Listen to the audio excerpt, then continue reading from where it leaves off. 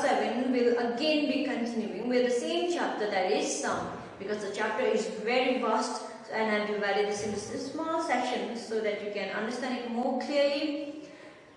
And this is a very important chapter which is used in our day-to-day life and which is very important to understand all the concepts over here.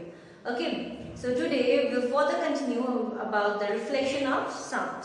So let's revise what we did last time. Remember the experiment, isn't it? We used where we can use a clock in one end and we can hear the sound from the other end. That is a perfect example, an experiment to show the reflection of sound. Now, the same way we just continue this one. Remember, a person talks, okay, sound is produced, and then as it strikes a smooth or a polished surface, what happens? It reflects back. Okay, and this is your reflection of sound. And I told you, when the sound gets reflected back, how much time does it require for your brain or your ear? It has to be in your ear for how many seconds? 0.1 second. If you hear the sound, if you hear another word after 0.1 second, you will not be able to understand the word because the words get overlapped. Okay. So in order to hear in order to make the sound audible, the sound has to reach the ear after 0.1 second, and that is called persistence of hearing. That means our mind, our ear is capable of keeping the sounds for 0.1 second. So now there are two types of materials which reflects the sound. So good reflectors and bad reflectors. Okay. So bad reflectors are also called absorbers, which do not reflect the sound at all. And good reflectors are the ones which reflect the sound very well. Okay, that means they bounce back the sound very well. Now, objects that reflect the sound are shiny surface. Okay, the smooth and shiny, just like the light. Okay, the smooth and shiny surface is given over here. Objects that reflect light well, actually sound also. They should have smooth, shiny, the same as the light. So smooth, shiny surface, they reflect the sound well. And the rough surface, the curtains, they are good absorbers of sound. Now see here, observers and diffusion. Now observers means which absorb the sound, which take in the sound. Okay, and diffusers means which give out the sound. Now sound observers. These materials eliminate sound reflections and are generally porous.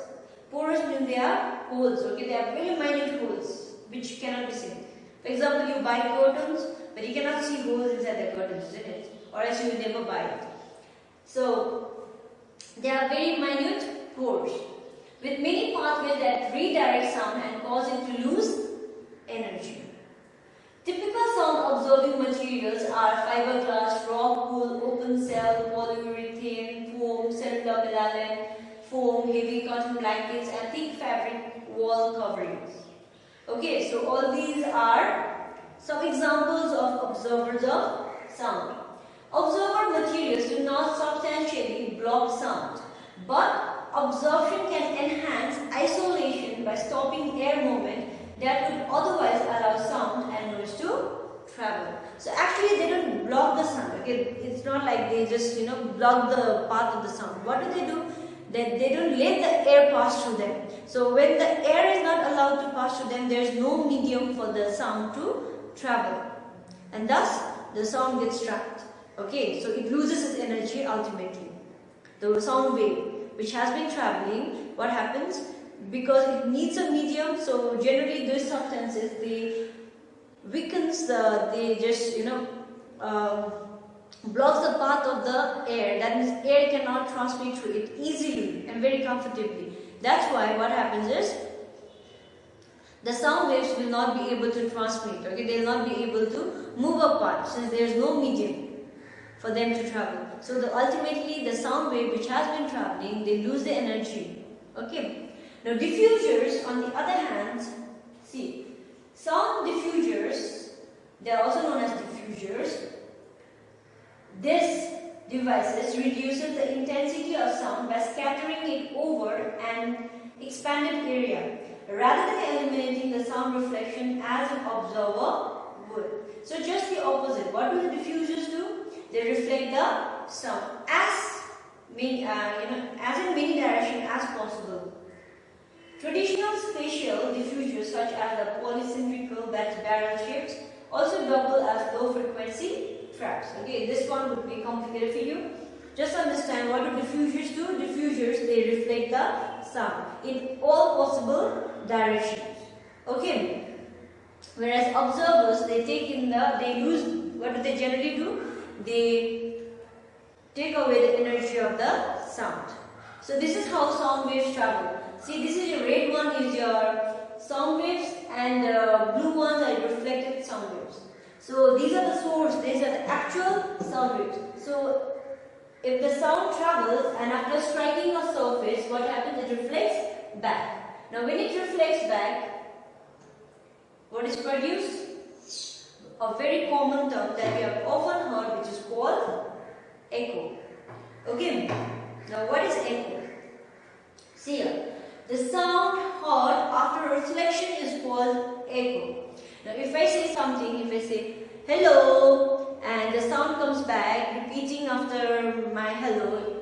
If I say hello, what is that? Is the original sound. Now after some time if I hear the word back hello, what is that?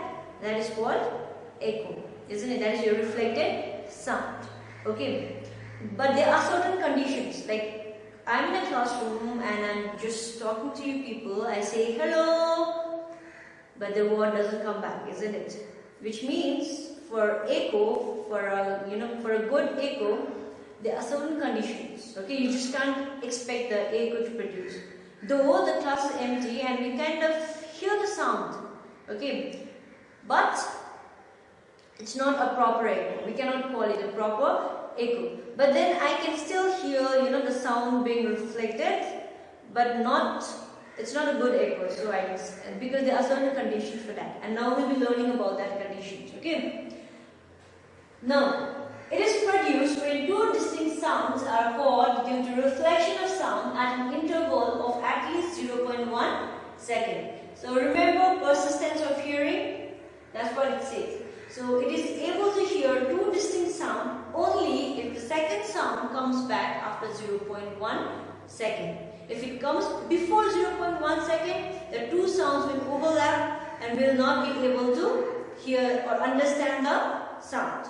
Okay, so in order to produce a good echo, the second sound has to come after 0.1 second. Now see here. There is a minimum distance required for a good echo. And what is that minimum distance? It is 16.6 meter or approximately 17 meter. That means the source and the obstacle, it has to be 17 meter. The minimum distance between the source and the obstacle. Okay. Or 16.6. Now see, how do we calculate that? Time, as you said, it has to come back after 0.1 second. So minimum time required to hear echo is 0.1 second.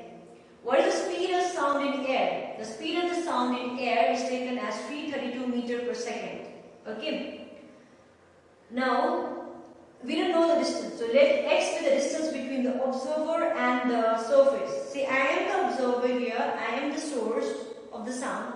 And say that window over there, which you cannot see from here, but I can see clearly, that the distance between me and that window is say x. Okay. Now, for a sound to reflect, I'm speaking.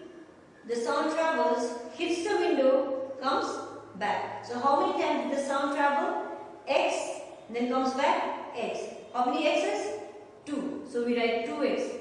So total distance traveled by the sound from the observer to rigid surface. So from here till here, again that comes back. From here to here is the source of the sound, and this is your reflected sound. So how long did the sound travel? X, and then again back x. So x plus x, 2x. Now what's the formula for speed? Speed is total distance by time. Total distance is 2x, time is 0.1 second. So now see here, from here total distance is equal to speed into time.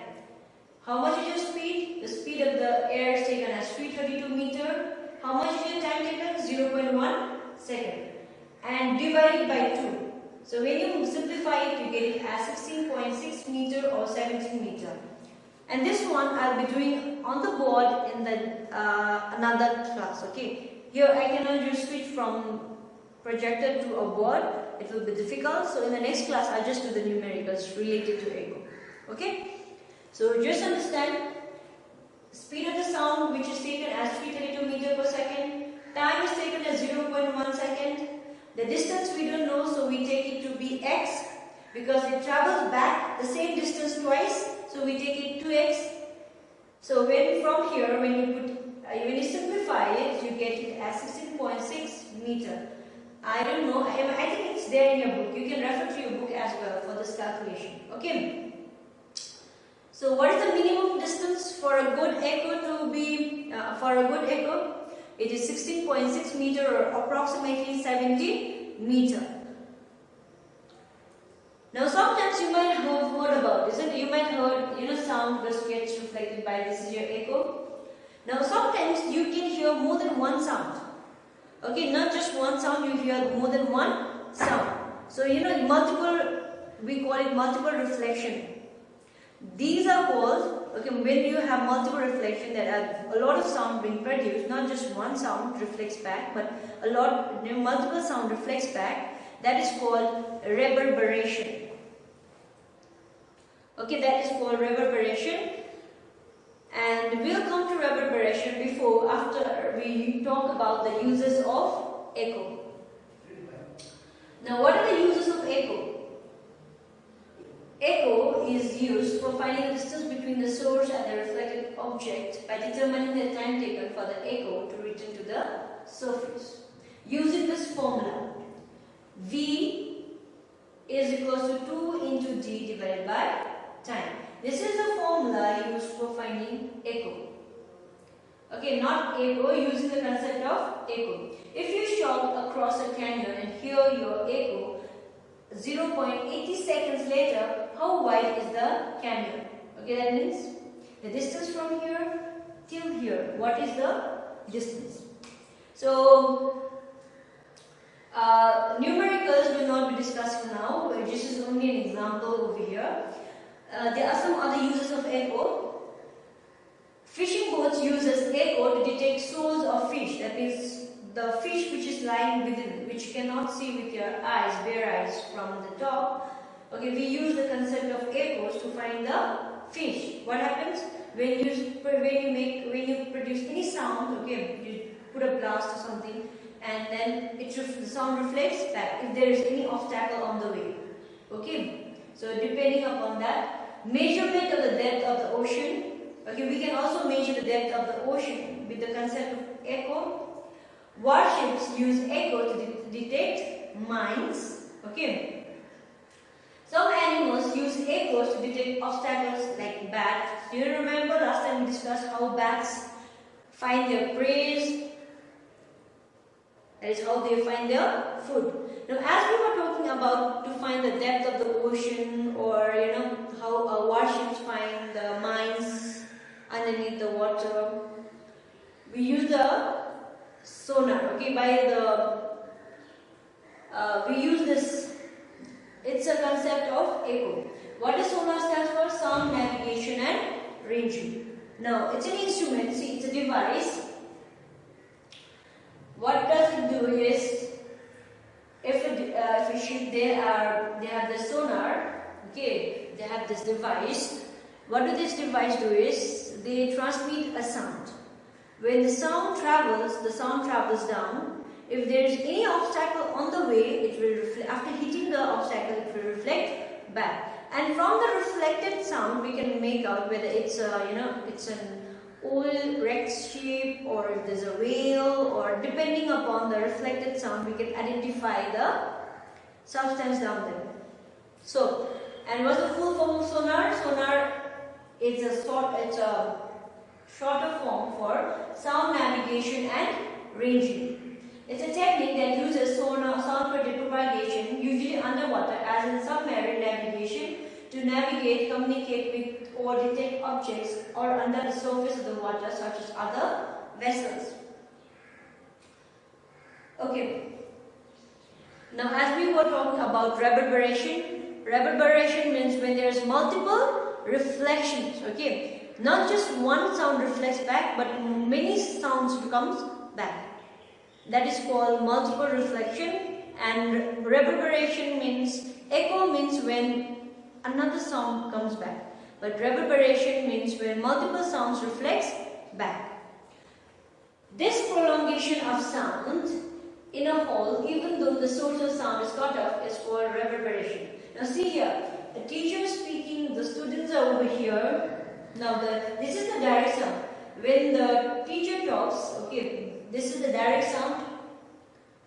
Now this, as you know, the sound travels in different directions, so it might just go up to the ceiling and then reflects back by the ceiling. It might go down to the floor and gets reflected by the floor. It might go to the wall, straight to the wall, and then gets reflected by the wall. So there are multiple reflections here.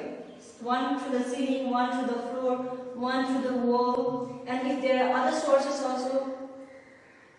Okay, so when there is multiple reflection, we call it reverberation. A sound produced in a hall undergoes multiple reflections from the walls, floor, and ceiling before it becomes inaudible. Okay, so I hope you understood what is reverberation. Reverberation means when there is multiple reflection. That's why, you know, those auditoriums, those halls, the cinema halls, they have very special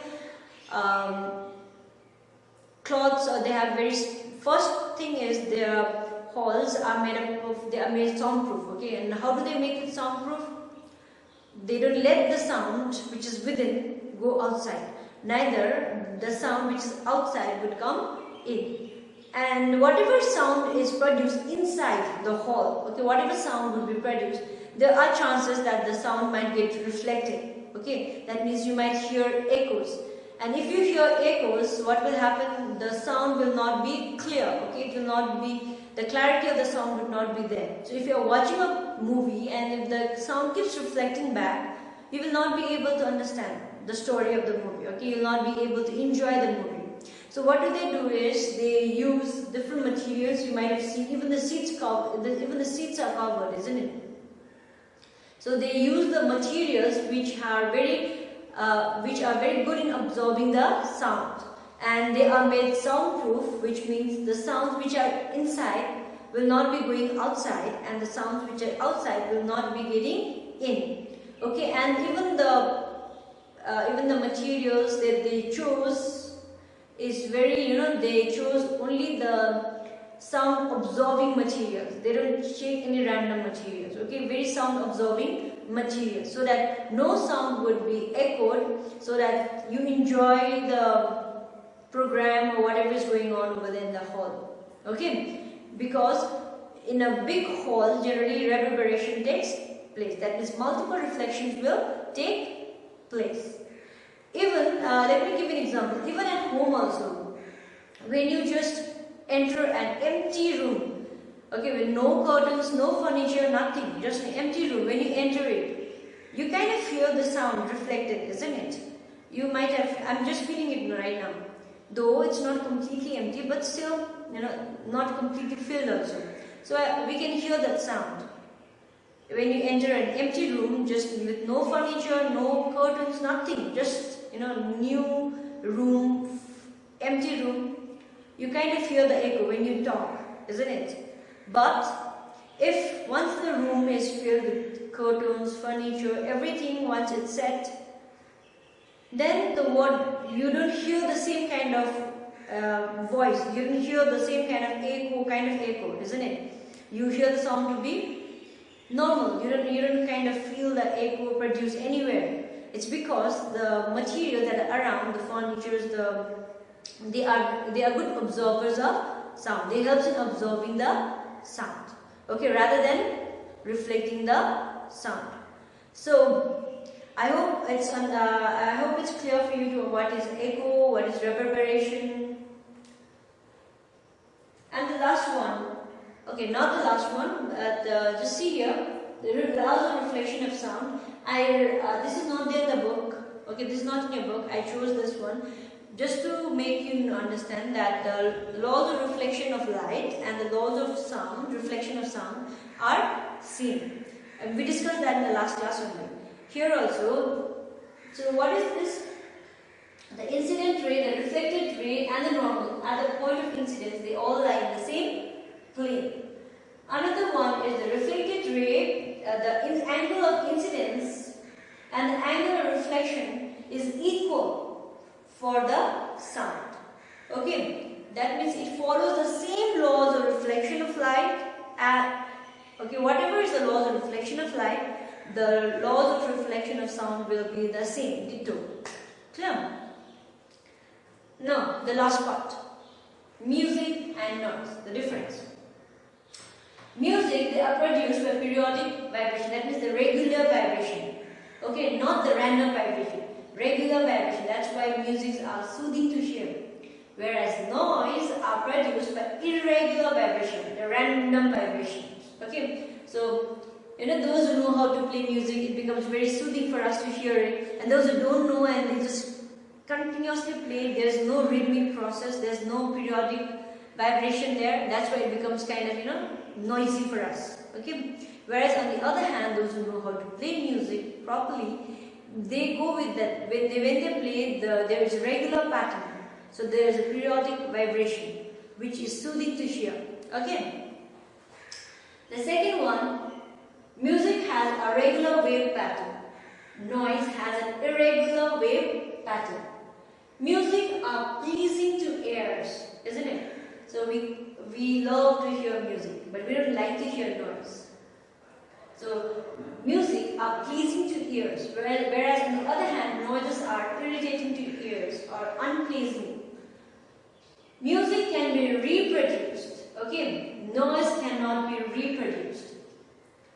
Example, sound produced by musical instruments. So you can play it again, you can play it again, you can play it again, you can reproduce it. Whereas on the other hand, the same kind of noise cannot be produced again and again. Sound produced by moving bars, string, these are noises, isn't it? And the noise that you make in classroom, not to mention that.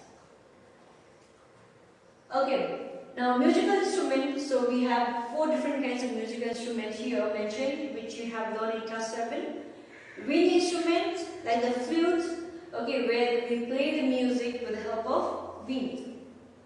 So one end of the instrument is blown, and air inside the instrument vibrates and produces sound. So you might have seen those who play flutes, they keep covering one hole and the other, and then in a regular pattern, isn't it? What is happening is when you whistle from this end, the empty end, the air which is inside, they get disturbed and they start vibrating. Okay, they start vibrating, and this is how music or sound is produced. Another one is percussion instrument. Percussion means where we have membrane, okay, which is covered with a membrane, like drum. They have a membrane at the top, tabla. What else is there? Okay, so they produce sound by being struck, shaken, scratched, or clashed together. Example, tabla, drum, gong, cymbals. So what happens is they have a membrane. Okay, generally they are covered with a membrane. They are called percussion instruments. So we apply on that membrane, and the membrane vibrates and sound is produced. Other one is reed instrument, like the piano, keyboard. Okay, they have metal reeds. These black ones, they are called reeds. Okay, which produce sound when air is blown through them. Example, harmonium, mouth organ, as I told you, piano, keyboard. Now, instrument, you are very much aware, sitar, guitar. When the strings are disturbed either by plucking or strumming, they vibrate and produces sound. This sound is enhanced by the hollow box, which is the body of the instrument. Okay, so these are your string instrument. So these are the 4 types of musical instrument. One is wind instrument, percussion, reed, and string. And you learned about the difference between music and noise. Okay, so with this we complete the chapter. In the next class we will be doing some numericals based on echo, based on the chapter. Thank you and have a good day.